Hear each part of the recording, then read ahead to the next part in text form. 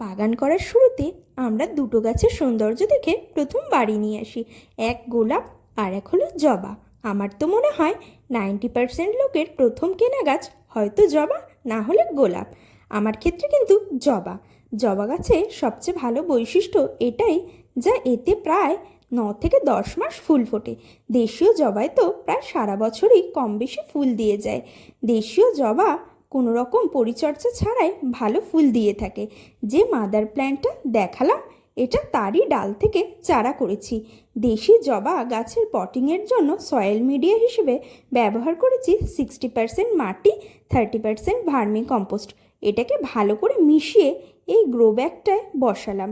একটু গ্রোথ হলে 12 ইঞ্চি টবে রিপোর্ট করব। যেহেতু এটা লক্ষ্মী জবা, এতে প্রচুর পরিমাণে ফুল হয়। আমার এই ছোট্ট জবা গাছটায় দেখো অজস্র